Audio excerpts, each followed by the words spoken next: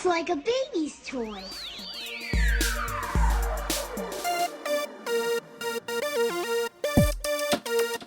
I'm totally Batman. Oh, man. Shh. Communing with the earth spirits. Welcome to California, bud. Cowabunga. The world of magic. And after that, I just sort of space out for about an hour. Hello, everyone, and welcome to the Secondary Heroes podcast. We're back, and we're talking about Teenage Mutant Ninja Turtles, Mutant Mayhem. This is your host, Trevor, and joining me as usual is... Hey guys, it's Prague. And this is Alexander Wolfgang. What is up, fellas? I almost forgot how to do all this. It has been a while. Did I not say the name of the podcast in the opening? Oh, who knows? Who knows what we did? We are Did the I just say Secondary hello, Heroes. everyone? And just Hello, everyone. It's You been had a to while. have. Hello, everyone, and welcome to the Secondary Heroes podcast. You had to It have. has been a while. We're the Secondary Heroes. It's all good. That's right. We just have to Yeah. shake off the cobwebs. That's all. Oh, jeez, the cobwebs. Oh, yeah. Well, but Yeah. you know what? We've had a lot going on. We've had Comic-Con. We've had all kinds of other stuff going on. We actually went and I actually went and gone and saw a movie. So that was This the is first crazy. time. Brand new. Crazy. But it's a good thing that we're going to be talking about that movie today. Exactly. yeah, I like watching this cartoon behind you for those of you who are watching on YouTube. Oh, memories. We're all Turtles fans. This was one of my favorite episodes too. The teenagers from Dimension X. Nice. But, anyways, we'll get to Turtles here in a second. Trevor, how do we do this? Help us. Help us, Help us, Spencer. Trevor. I don't even know. Like, this has been too long. I think the last thing we talked about was Jurassic Park, and we've just been talking about a bunch of old stuff. So talking about a new stuff is interesting just because we've talked about Ninja Turtles on countless episodes at this point, but it's never been new Ninja Turtles. It's always like, oh, look at this Ninja Turtle thing, or remember this Ninja Turtle thing. It's not, hey, this just came out, and we get to talk about it. And so if you are new, we do like to talk about our movies without spoiling it. It's our spoiler-free review. That's what it was. The And then- spoiler-free review. Then we'll give you a breaking point. If you hadn't seen the movie, we'll let you know that now we're about to spoil it. But that's still time to go. You know, right now we get to do spoiler free. Yeah, stay here. And so the question is, who wants to go first? Not it. Fine, I'll go first. So all right. this movie is interesting just because they took a while to kind of show us the Turtles, the animation style, what they're planning. Like, the title came out a long time. Like, Seth Rogen wants to make a new Ninja Turtles movie. That was kind of the buzz for this. And then we got it probably within 6 months of the actual release date to see the Turtles, to see the animation style. And you can see that the movie is heavily influenced by Into the Spider-Verse. It's not a copy, but you can tell that animators are having more free kind of abilities to really change what animation means. It's not all just the same animation style. And so they have a unique style for all the Turtles and all the characters. And they emphasize that this movie is Mutant Mayhem, and they go in and they do a really good job of actually emphasizing the mutant parts. And so I was like, is this going to be another origin story? And we get a little bit of that. Like, we get to see how they go from little tiny turtles to full-on teenagers that can do ninja stuff. But I was pleasantly surprised by this movie because I feel like it hit the good note of connecting to nostalgia that we all have, but still making it accessible for people and kids, especially who didn't grow up with the Ninja Turtles, because that's what you really need to do. Like, Ninja Turtles launched in 1984. The show came out in 1988. Like, it's been a long time.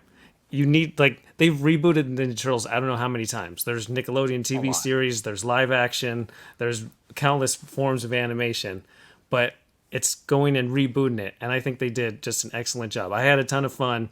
I want to see the movie again. After I left, I was like, I want to see the movie again. There were sequences that I laughed out loud. There were sequences that I got goosebumps, and I thought it was just a fun story, and I love seeing the Turtles kind of in a new light, because the old versions of Turtles are pretty goofy. It's like the show might not hold up the best. And I feel like this is definitely made for modern day audiences, where it was nonstop from minute 1 to the end of it, I felt like it was fun the entirety of the film. Nice. All right. Cool. I don't mind going next. All right. Trevor, you hit on it, man. You definitely said the right word. Interesting was the right word. I went in this pretty much. I was excited because I was like, okay, this is going to be great. And in watching it, let me rewind a little bit. Ricky, good friend of the show, Ricky. We all know Ricky out there. SD Comic-Con Dad on Twitter. So he invited me to a private screening of it where only 40 of us got to go. And they did a raffle of like a bunch of toys and stuff like that. And they had one of the writers of The Last Ronin there, and he was signing all of the giveaways. And that was a really cool experience to go see it with like a very empty theater, which I think, Prague, you're going to jump in on that one too.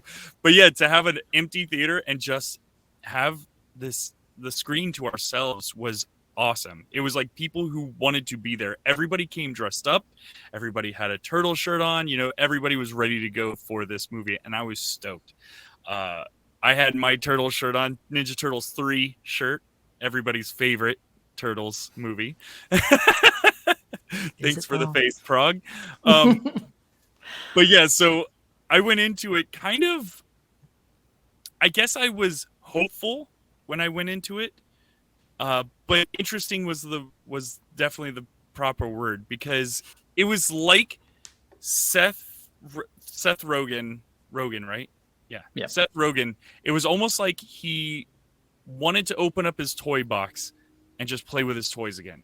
That's what it felt like to me. Like all those toys that just came out, they looked exactly like the toys.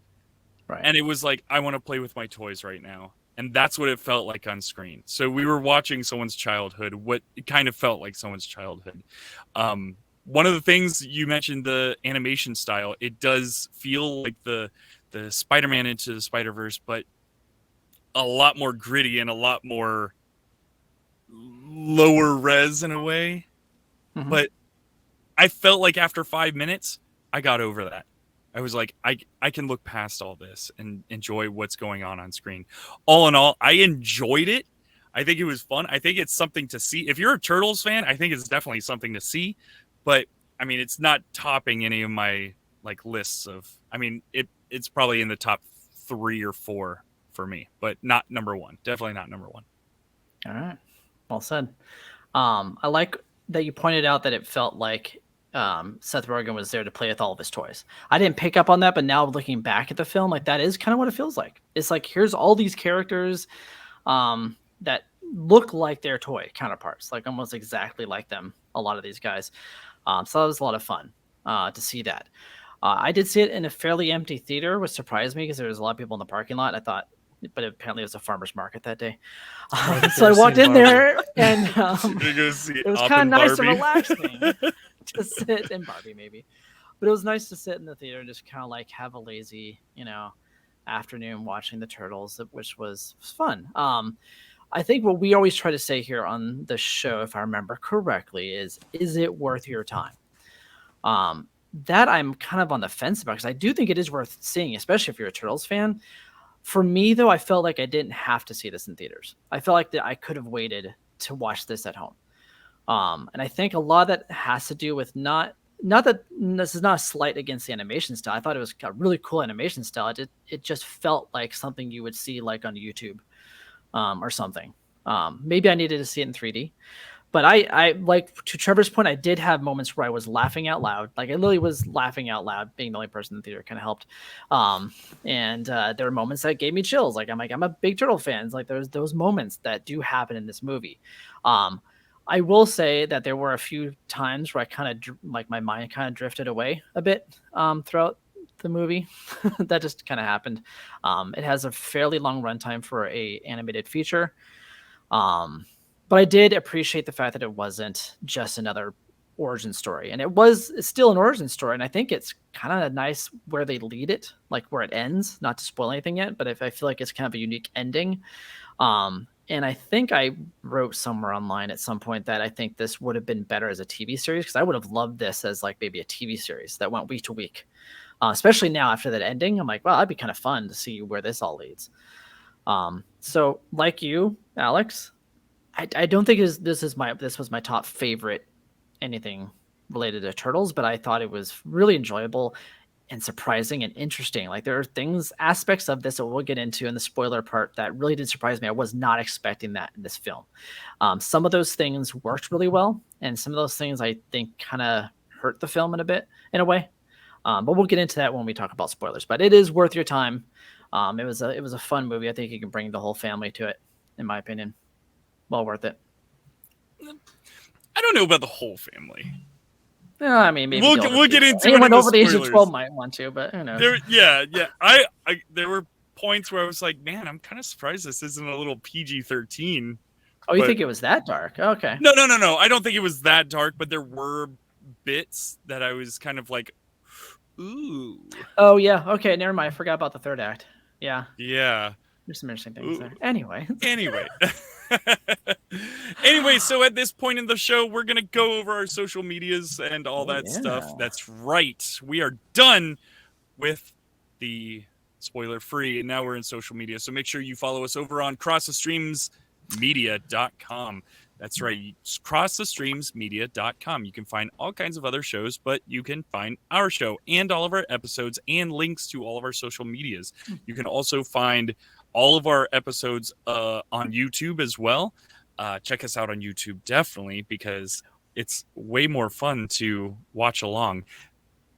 There's the camera. Watching you, Ed. So we've got YouTube, we've got Instagram, we've got Facebook, all at Secondary Heroes everywhere.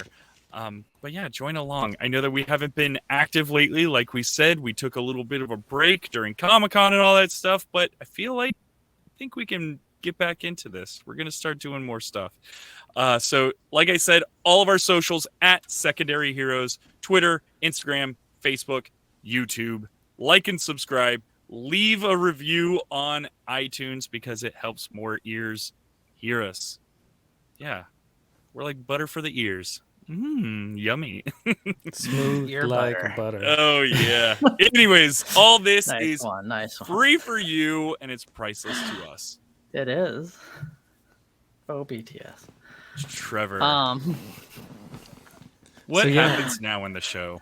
Now, hopefully you want to go see this movie, or preferably you've already seen the film, and now you want to be excited about us talking about it because we're going to spoil the film. So if you haven't seen it, this is the time to pause, maybe come back later. If you don't care about spoilers, because, I mean, it's a Turtles movie. I think you have the idea what's going to happen, but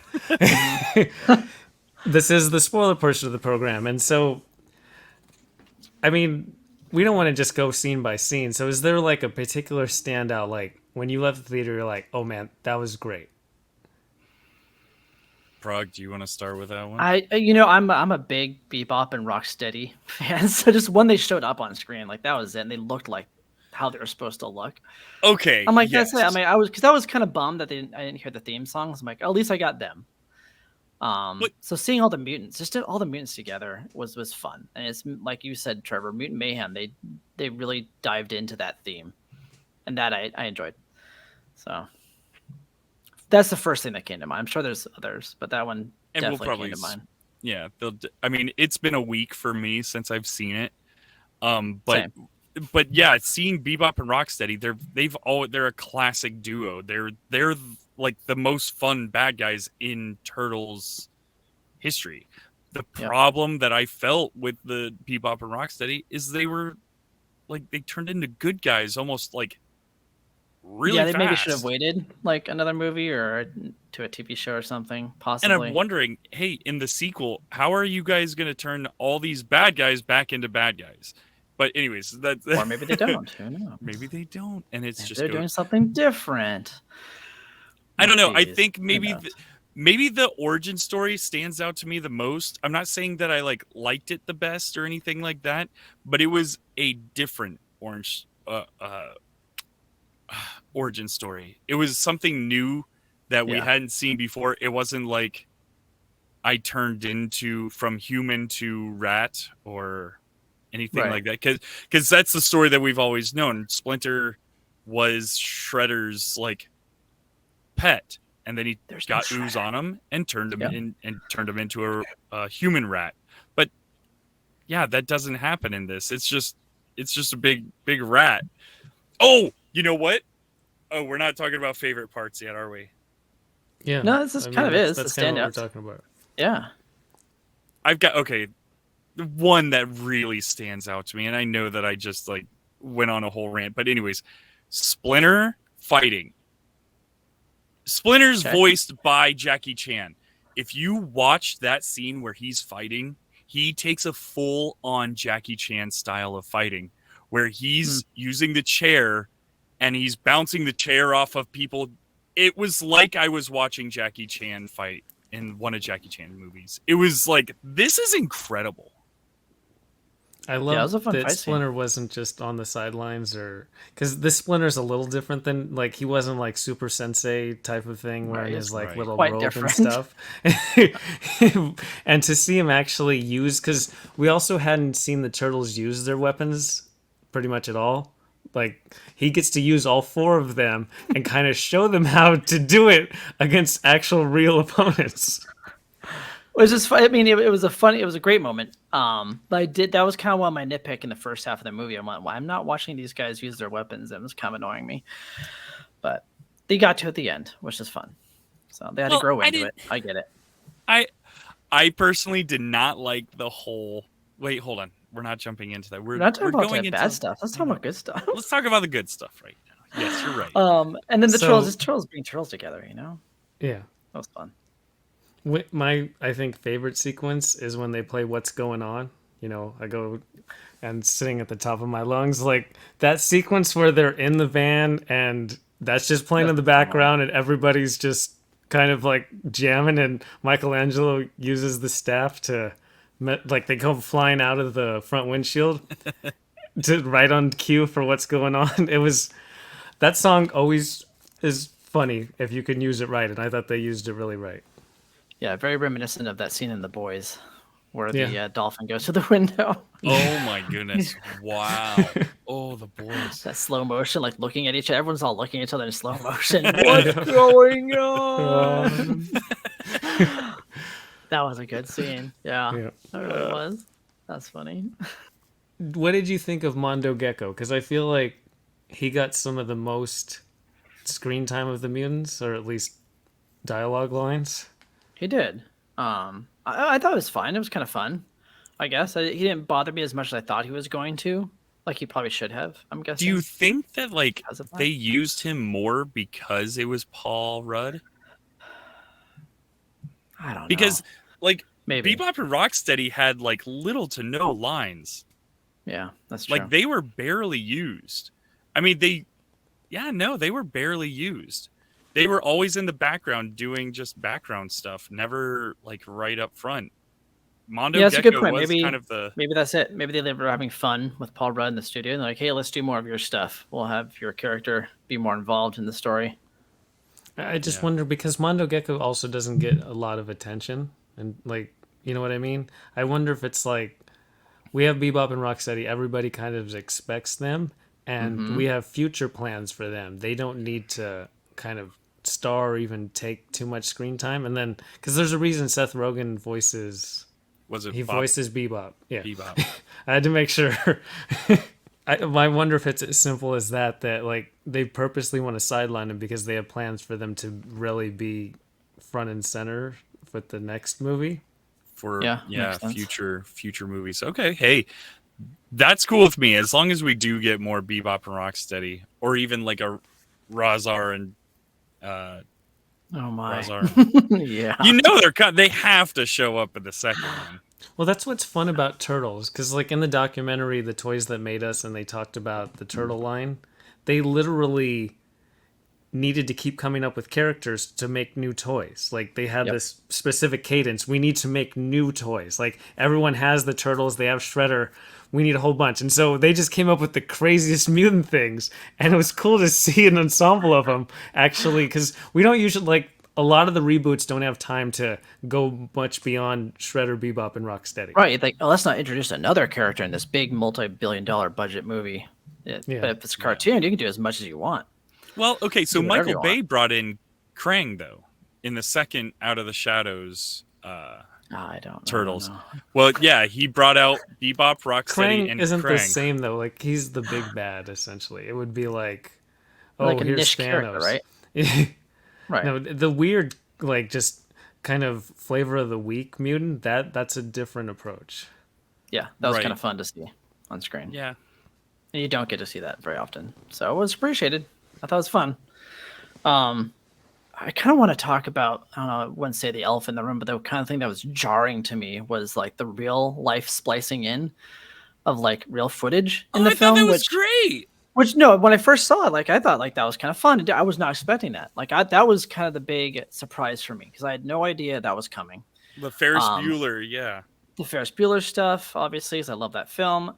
Like I really enjoyed that stuff, but on the other hand, it also kind of took me out of the film a bit. Interesting. So I don't know if that's a negative thing, but for me personally, I kind of felt like it took me out of the Turtles universe. Like I was kind of in this like Teenage Mutant Ninja Turtle movie mode. Go. And you get scenes like that, and it kind of pulls you out a bit, and you feel like I'm watching some kind of like YouTube mashup or something. Well, Homage. the interesting thing is that the I don't movie know. was so referential. There was so Yeah, the whole thing was, many right? current referentials. It felt like a Like- love letter more than a movie. If that makes and it's sense. interesting. Like I saw it and I was like, that's weird. I definitely had the jarring aspect. It was weird. But then when I think about it, it's interesting that we watch animated movies that don't look anything like us. It would be interesting Mm-hmm. if you were in an animated world watching a Real complete life. thing A real that doesn't look person. anything like you. It could, That's it's cool, almost yeah. like their form of animation. Kind of is, yeah. As I said, I didn't hate it. It was just something that pulled me out of the movie a bit. Whenever So- it did happen.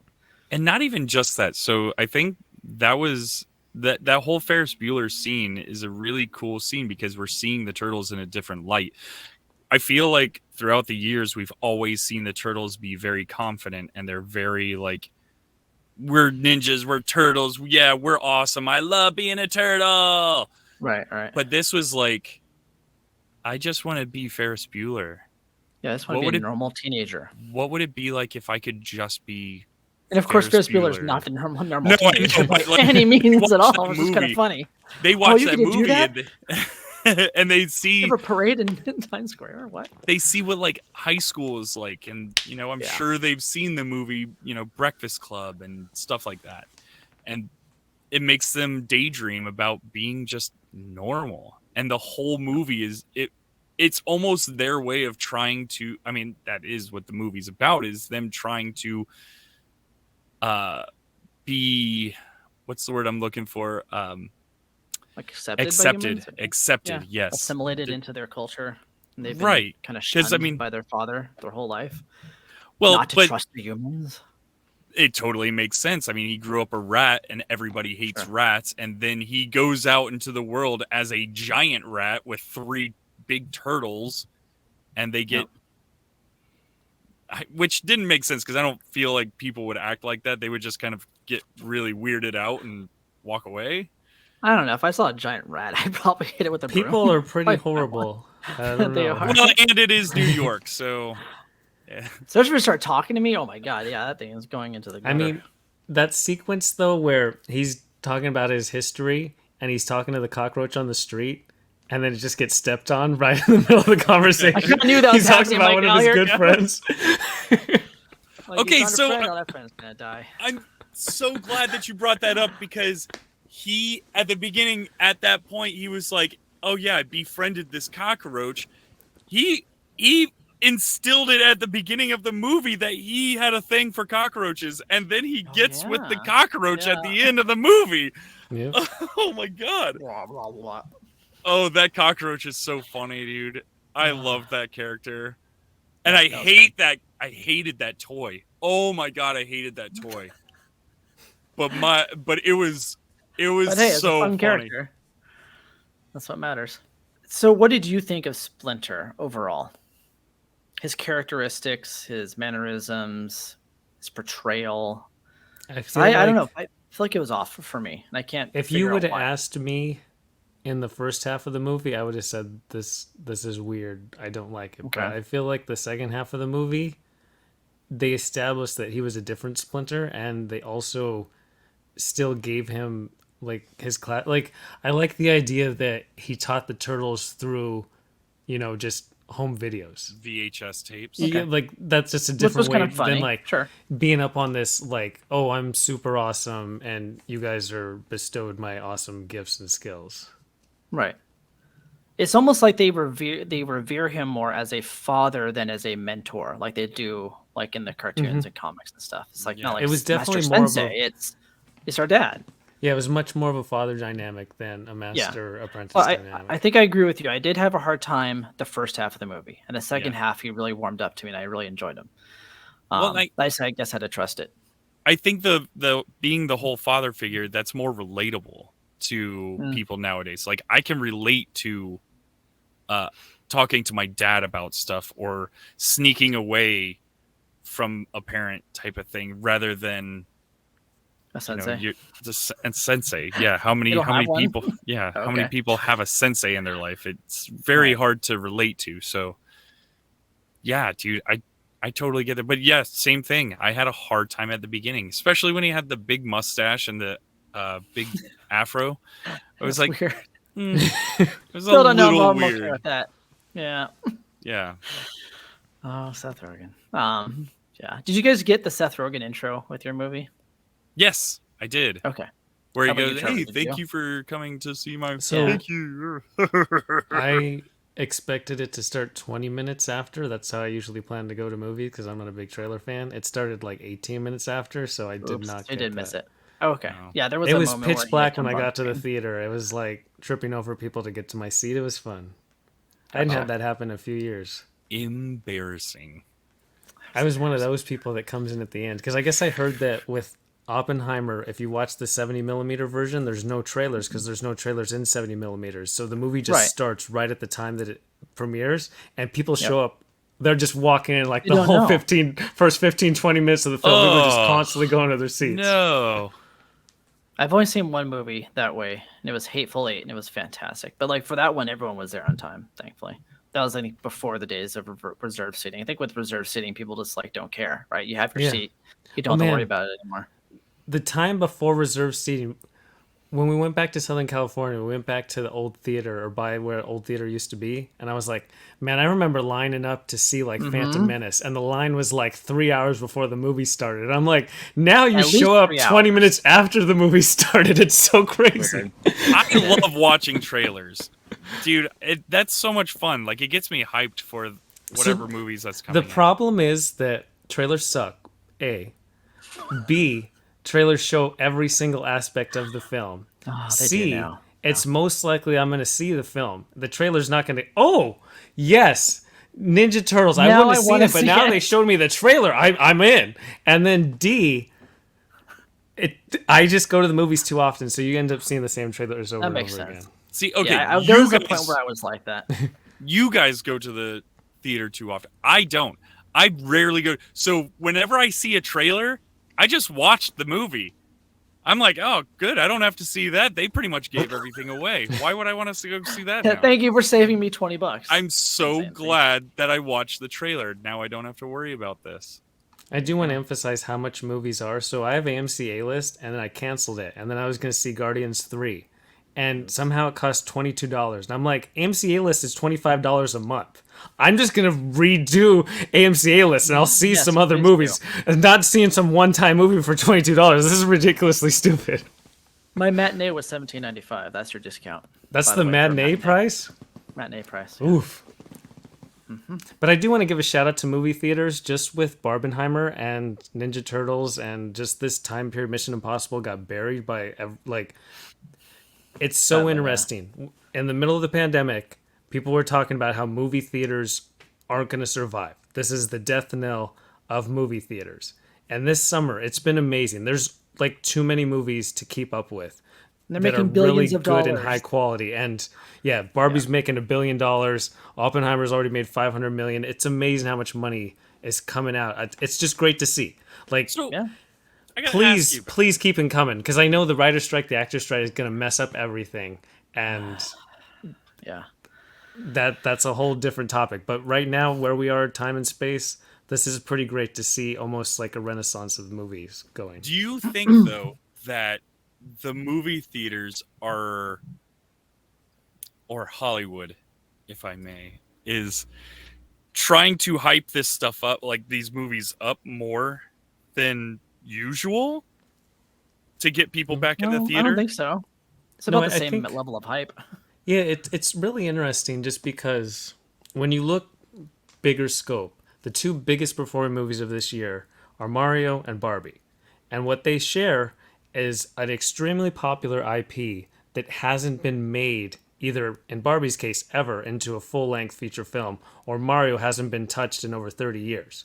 So it's a lot of pent-up demand. The movies that haven't done well is a new Fast and Furious, a new Transformers, a new Indiana Jones, where we see them quite often. And so it seems like you can only dive into, hey, this is a gigantic IP that hasn't been touched in a long time. You can only do that so often. There's only so many IPs that they haven't just milked to death. Yeah. But it's really interesting when you see that those are what are standing out. Because, again, a few years ago, we also talked how streaming was going to take over everything.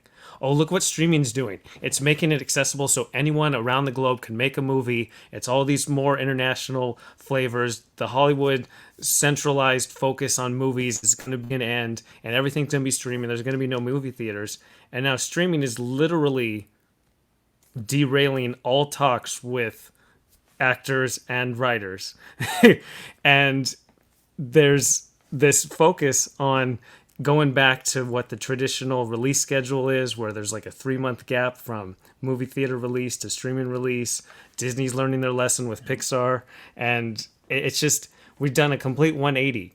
And every single pundit has been wrong about what the future of the movie industry is going to be. And it's just such a quick change to that. So I don't think Hollywood's hyping it up more. I think they're relishing in... They didn't. I don't think anyone expected this to happen, so they're going full in to be like, "Haha, we're not gonna die that easy." Yeah, dude, they might as well milk it as long as they can. And I mean, with these strikes, they don't look like they're coming to any conclusion anytime soon. Nope, not at this point. No, streaming stuff. Well, let's get back to the Turtles. Same thing. Yeah, let's get back to the Turtles. Was there anything that you noticed that you didn't care for in this movie? I have one off the top of my head that bothered me really bad. Yeah, go ahead, because I do have... By all means. I felt that Donatello and Michelangelo's voices should have been switched. Oh, interesting. I don't think that Donatello should have had the high-pitched voice. I really do feel like... In the beginning of the movie, when they're all talking kind of they're all kind of talking over each other, I was like, I don't know who's talking right now. I have no idea who is who. The squeaky voice should be Michelangelo, considering, I mean, he's the youngest. He's the little one. You know, it just, for me, that was a hard thing. I don't know. Not super hard, but whatever. It was one that I noticed and I wanted it changed. No, so when I was watching it, because this is a Teenage Mutant Ninja Turtles movie, so obviously they should be the forefront of what we should be talking about, and so far we haven't really talked about them much. But I think that is kind of where I had an issue, and I wasn't too sure what it was, because I kept watching this, and I'm like, what if they weren't wearing their bandanas? Which is what happens at the end of the film. Spoiler alert. They take out their bandanas.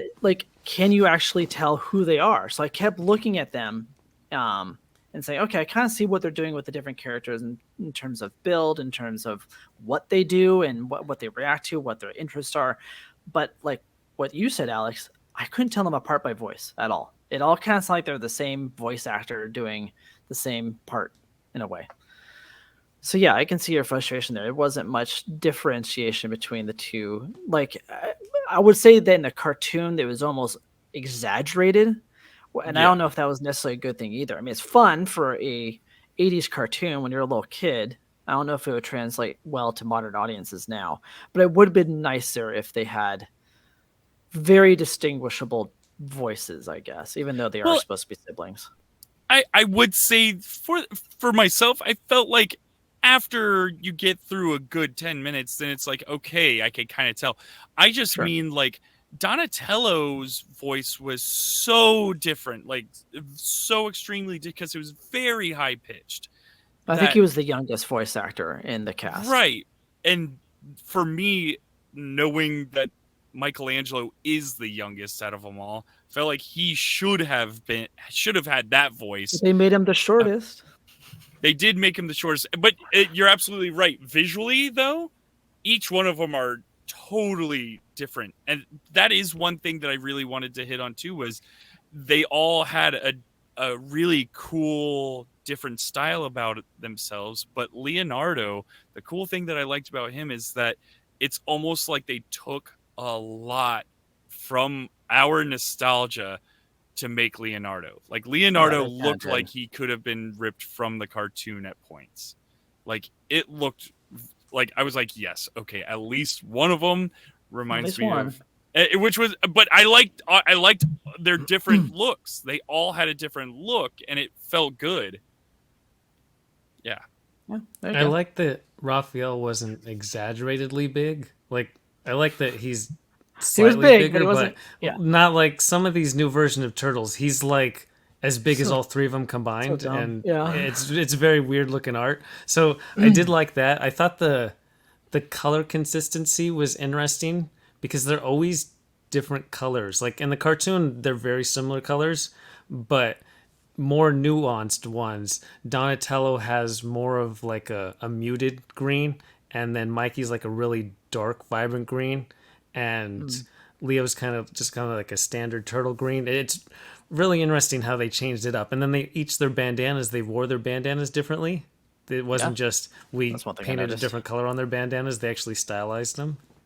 So, and this is where I wanted, their individualism was great because, like you said, the different colors. If you owned the Turtles toys back in the day, they all had individual different colors. Mm-hmm. They weren't all just like, you're green, green, green, green. We're just going to repaint the different paints of the heads, of the blindfolds.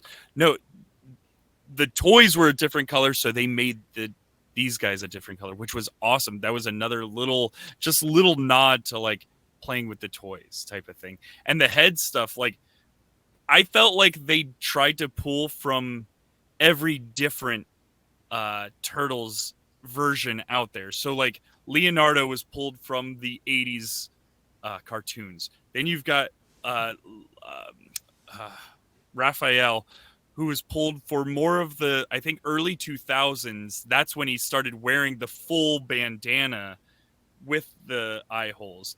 And then Donatello, it's almost like they were pulling that from more of the Michael Bay type of nerdy, like gadgets and stuff. I mean, he's always been into gadgets, but the way that he looked felt like it could have come from the Michael Bay. And then Michelangelo, I don't really know where they would have pulled him from because he kind of had a like, he reminded me of Hey Arnold a little bit with his head. Yeah, it was more like Rise of the Ninja Turtles, which is like 2017, 2018 Nickelodeon show. Which was cool that they were pulling from all these other Turtles and bringing them all together. It felt like a love letter to all of Turtles. Like that's what it felt. Almost like a multiverse in and of itself, in a way. Which is both cool and kind of a lot. It was a lot. Yeah. Not in a bad way. I mean, I thought they did a good job with their personalities. Like, how sadistic Raphael was, I thought they nailed that. Michelangelo, like, dude, seriously, you need some help. Well, but that's the thing is they didn't over-exaggerate they didn't over-exaggerate Raphael. He's always been this like extremely hot-headed, oh, I can't take this, I've got to go to the movies alone type of thing, like in the 90s. No, he was still like, I'm a little mad and pissed off, but I'm still gonna stick with you guys. Yeah. I felt like Leo trying to figure out to be a leader was a fun story arc because he doesn't like. That's something that Splinter kind of just throws at him, and he's like, "Leo, this is what you have to do." And this one, he doesn't have Splinter doesn't have that same, passing things Gravitas. on to the turtles. Yeah. And so he's kind of just taking it on because none of the other ones are taking it on, and he doesn't know what to do. And so at the end, where he actually gives that speech, and Raphael's like, that was the first time you've said something where I actually wanted to do what you said. You actually sounded like a leader. Oh my god, I totally did sound like a leader. Oh, you ruined it. And then but that's the thing, is like scenes like that where they all are like, oh yeah, you ruined it. And then they're all like almost kind of like brotherly love, like ragging on their brother type thing. Like there was a lot of that. There was a lot of this like fun brotherhood, like how actual teenagers kind of talk to each other. That's what I really liked. It wasn't like so like, you are this character, you're the fun loving guy, you're the mad guy, you're the tech guy. It was like, we're still that's like just part of your personality, but you're still this teenager trying to Right. figure out stuff. You just happen to be a turtle. I liked when they signed up, or when Mikey signed up for the improv, and he's This like, was you don't gonna have a happen. last name, and he's like, I'll put Michael Angelo. Angelo. And then I mean, your last name is Nardo. Leonardo. He's like, it could be Leon. No. No, not gonna be Leon. Nardo. You're Nardo. But then the funniest thing is Raphael's giving him the hardest time, and I was like, how do you even split his name up? They didn't do it on purpose. I was like, They didn't know how. Like, Don Atello works. Raw, maybe? I don't know. I would ever What do did that, you but that guys was a fun think scene. of April O'Neil? I was going That to was just ask, because fun. It was kind of a I- cool, like, little origin story for her, I think. Whereas every time we get to mirror Av and everything else, she's already a reporter. So to kind of get her, have her be more like their age and everything. Yeah. I don't know. I thought it was unique. It was fun. I liked her character a lot. I liked her puke girl name. They're like, oh, what kind of terrible name is puke girl? I wonder whose locker that is. And you know exactly whose locker it is. But Yeah, I for was her afraid to of- tell the story, and then she does the whole thing, and then she's on the news again, And on and TikTok. she pukes, but she's able to keep it going. And Exactly. I love that scene because there's actual professional camera people, and she pukes on the desk, and they move the camera up just slightly. Like, she Yeah. keeps going, they keep recording, and just the puke is out of scene. I was like, that's some professional camera work. I wasn't wild about her. She was Okay. just okay for me. Was she too moody for you or something, or what?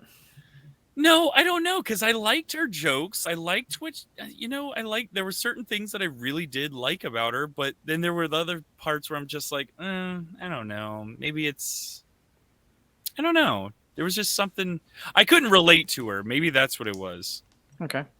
Yeah. I liked her a lot because at the very start I thought she was going to be more like the daughter in Barbie, where she's going to be that full-on extreme super woke person.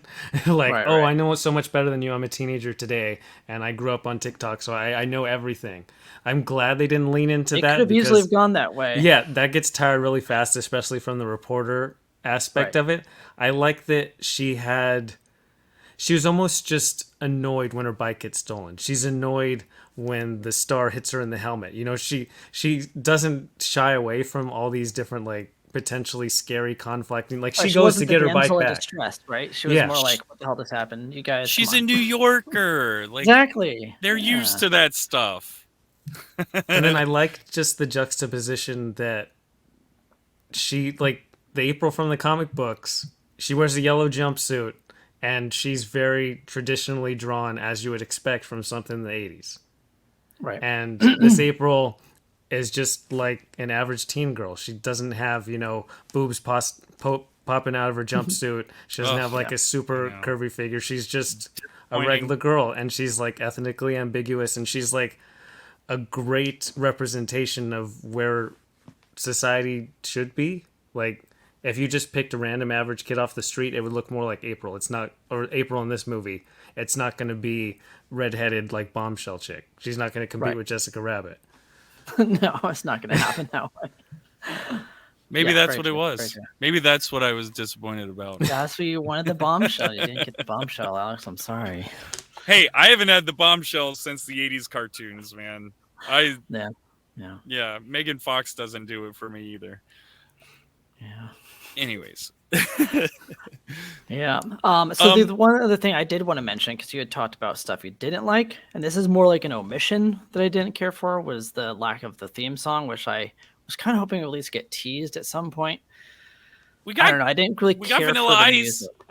We did. That was fun. That was a fun callback. Oh wait, dude, the music was phenomenal. I loved the whole. Oh no, I'm not sorry. I'm not talking about the other stuff. There's like the rest of the movie was fine. I'm talking about the intro. Like I was like ready for the intro. And it's like, not that the music was bad. It was just like I wanted the turtle. I was like hyped up and ready for the theme song. And that's not. I wouldn't say that's a slight to the film. That's on me, obviously. Like the fanboy in me wanted to hear the theme song. That was it. Yeah. I wanted to hear. I definitely. Song. But it is worth mentioning. Yes, I thought the soundtrack was outstanding. Like, yeah, it was unbelievable. Like Across the Spider-Verse, like Into the Spider-Verse's soundtrack is outstanding. I feel like Across the Spider-Verse soundtrack wasn't as good as the original, and I feel like this one had more of the Into the Spider-Verse, where I was like, I'm gonna look these songs up after the movie because that's the type of soundtrack that I always kind of am going to judge it as a great soundtrack. And I thought it fit within the context of what they're doing. Because there's a sequence where they're trying to track down the information and they do this awesome side scroll sequence where each turtle has their own fighting guys and it side scrolls and pans through. That's one of the best choreographed turtle sequences I've seen anything ever we've seen Turtles do. Yeah, very cool stuff, man. Yeah, but no, the soundtrack though, like they had a lot of synthwave, like a lot of like synthy cyberpunk type of like ominous in the background, and that's the type of stuff that I was really taking note of. And there was a point where I even leaned over to Ricky and I said, "Dude, this soundtrack is unbelievable. Like all that ominous background stuff was so good." Yeah, I really like that. Compete with Spider-Verse. They did. Yeah. But I did want to bring up another thing that I was a little bothered by with this movie is there were points, and maybe this is because I did see it on the big screen and not wait till I was watching it at home. But one of the things that I noticed, there was a few times during the movie where like maybe a big explosion happened or something like that. But whenever you put certain things too close to the screen, it looked like someone just like kind of was scribbling on an iPad Pro. Like it looked like it came straight off of an iPad Pro. Yeah. Like whatever the drawing app is on those iPads. That was that was my what I was kind of alluding to. I think, I don't know if it was in my spoiler-free review or not, but the fact that this kind of felt like the animation style is very cool, and I actually enjoyed it, especially for the characters. But I did feel like in scenes like that with explosions and things, it just felt kind of cheap, and it felt like something I would have seen on YouTube, not even on like a TV show, but like something you would see somebody throw up for free on YouTube. I thought like it was short or something. I disagree with that. I feel like it was highly stylized for the universe. Like you could see almost frame by frame creating the explosions, and I feel like it was fun. I'm not discrediting. No, I just feel like it's with the style of the movie. Yeah, I agree. It definitely fits with the style of the movie. It was, but I had the same reaction that Alex did. It kind of was jarring to see it. Well, there was points where you could literally, you could see like it was almost like someone took a paintbrush and just went paint stroke here. I think it's more like the end credit sequence in Spider-Man: Homecoming, where it's like the doodle sketches. Right. Yeah. Okay. That's what it felt like. That's the vibe. Exactly. Like I'm with Across the Spider-Verse. It's so highly polished. You can tell that they spent like 3 years on every frame in that movie. And I feel like this one is supposed to be more of a temporary doodle aspect. Oh my God. It is, yeah. Dude, what you just... Okay. So this movie is like us as kids doodling our toys and what we want our toys to be doing with each other. This was just a full-on like kid doodles. Like a kid is doodling his toys. I agree. Oh my God. Yeah, it was. And that's why I think this is probably better for the small screen. That's just my opinion. That doesn't take away from the movie being fun. Oh no, it's definitely still fun. I did really like the blacklight sequence when they go to the bowling alley. That was fun. The bowling alley scene was a lot of fun. Oh yeah. Ice Cube killed it as the bad guy. My did. God, he was so Superfly. good. Yes. He was so good as Superfly. Super duper fly. Dude, that was awesome. Oh, it's too funny. But Yes. I almost feel like they had too many of the other mutants. Like, I feel like they threw way too many mutants at them because we didn't get enough time with any of them. We got enough time with Mondo Gecko, Superfly, the Turtles, and that was really it. I think Like, they're just setting this stuff up, possibly. And maybe that's what they're doing. I mean, were they hoping that this was going to be just an absolute bombshell right off the gate so they can make 20 movies afterwards? Because, I mean, I felt like they didn't save much for later movies. They saved something gigantic, but No, I guess we're waiting. No, we've talked 50 minutes. If we want to That's talk true. about, We could talk about there's this an thing I end don't know credit about. scene. Which I missed, by the way, for viewers at home. I had to go to the bathroom really bad, and I forgot to go back into the theater to watch the end credit scene.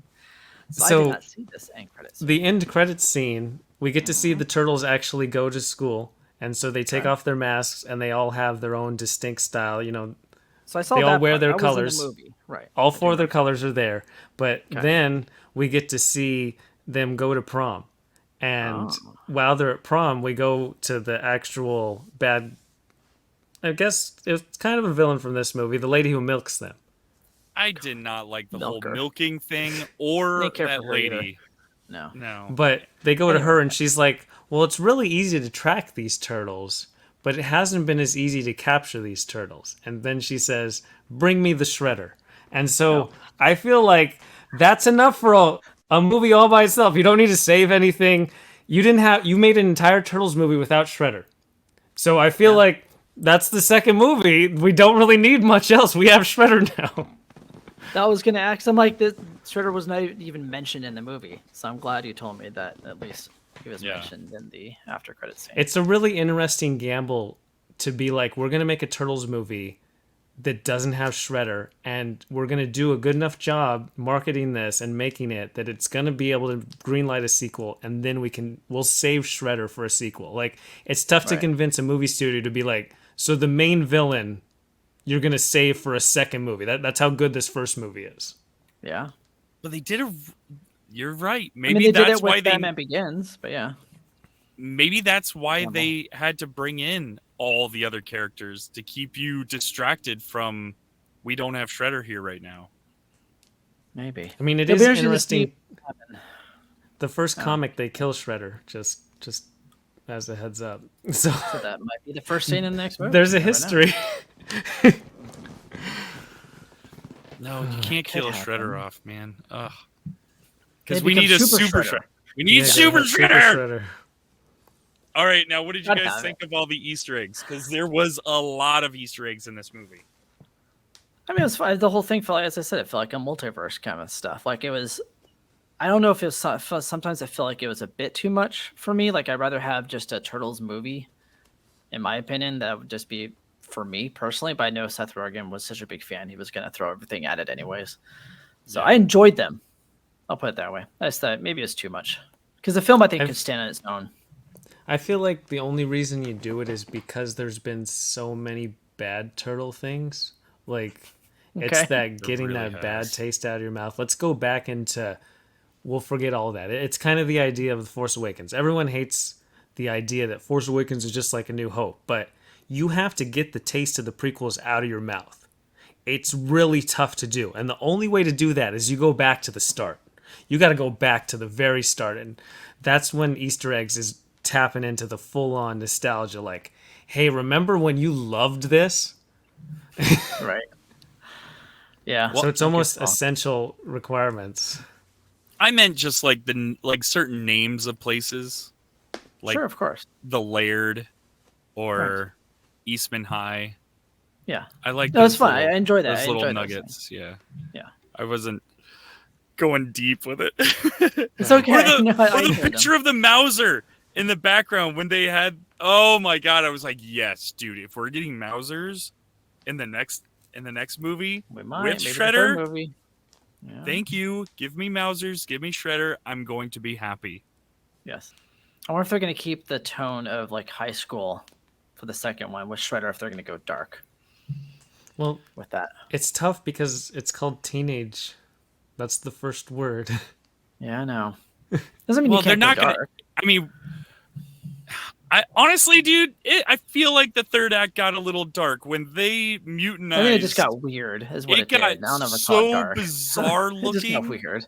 It got weird. That's what it was. You're right. It did get Yeah. weird. Like, that's where I was like, I wouldn't bring my kid to this, and I want my kid to like turtles. That was scary for me. Seeing a whale with horses as legs. I love when they shoot him and the one horse And comes the off. one He's horse like, all of that for one little horse. One horse. I don't need that horse. That was good. Man, maybe I do need to see this movie again. I definitely want to watch it again. Like, I don't always feel that when a movie ends, but that's why I feel like this was good enough that I want to actually watch this again. Granted, I say that, and I totally want to see Barbie again, and I want to see Oppenheimer again, and I already saw Spider-Verse twice, so I'm becoming We're a changing sucker. you, Trevor. I know. We're changing you into a person who You watches are. movies and I like it. Amazing. A lot. What is happening? Worst. What is happening? Keeping our theaters in business. Thanks, Trevor. Well, Thanks it's still for only doing your $25 a part. month. Right. Back to the sewers. Will That's they it. Back to live the sewers. Will they live in the sewers? Yeah, they're going to high school, man. You got to have good hygiene at least. I don't are know. we We'll see if done? it's a movie or a TV show. Yeah, I think we're done with the topic for sure. Okay. But it was fun. There you go. Go see it, everybody. Before it leaves theaters, keep those theaters open. Yeah. Are you Make sure excited for to a sequel? absolutely Shredder. Yes. Now that you told me about Shuri, yes. I think if I had not known, I would have been like, well, I just want to see if it's going to be a TV show or a movie. But it sounds like it'll probably be a movie. A Shredder's going to be in it. So, Well, Yeah. I just hope that the hype is still going to be there. Like, do people even care? Like, I don't know what the numbers are at this point. I don't know if it did well or it hasn't done well. It's been in theaters for a week Sure, I now, don't and I know. have no idea. So I mean, on it's Instagram, in a everyone really- has it, right? So who knows? it's in a really tough point. So it launched, since they did the 5-day opening, it made like 42 million in those 5 days, but over the 3 days it only made 28, so it finished fourth because Barbie, Oppenheimer, and then it was second to the. So the Meg made like 28 and a half, and it made 28.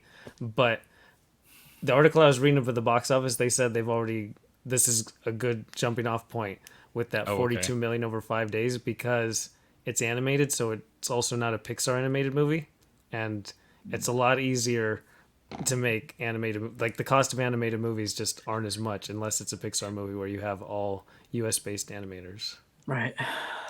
Hmm. Okay. Nice. that's good. Okay. Well, and they can do it on their iPad Pro the way that they did it. You know, Procreate. Yep. Yep. There you go. Layer by layer on Procreate.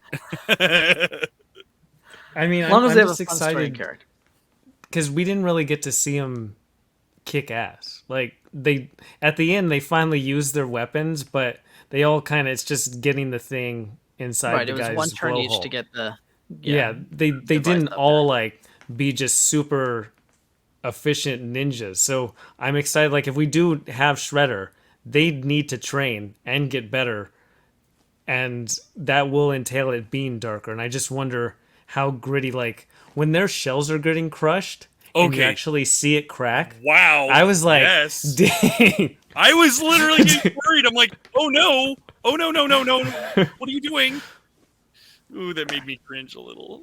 Because when they do all land, and finally in their little 4 thing, it's very similar to when the Avengers land in 2012, the first Avengers movie. Oh yeah. It was It's very similar to when the 3 turtles or the 3 Spider-Men come swinging across the Statue of Liberty. Like, studios, they know how to make those sequences where it's posed up for the camera, and it gives me goosebumps. I'm a sucker for that stuff. superhero Like, shot, especially over the green holes. They look like they had ooze on them. It was great. so yeah, everyone, TMNT, Mutant Mayhem, see it in the theaters. It's worth it on the big screen, I think. I personally really enjoyed it on the big screen. Support your writers. Grant, I saw it in Dolby Cinema. I did too. Yeah, it was nice. Draw more on Procreate too. Anyway. Loved it. So, to everyone listening, be sure to follow @Secondary Heroes on all forms of social media. If those social media platforms change, we're still there. We're still the same username. That's right. Until next time, we hope you enjoy. Talk to you later.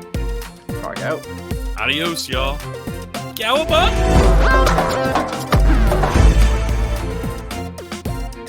Cowabunga! Oh, God.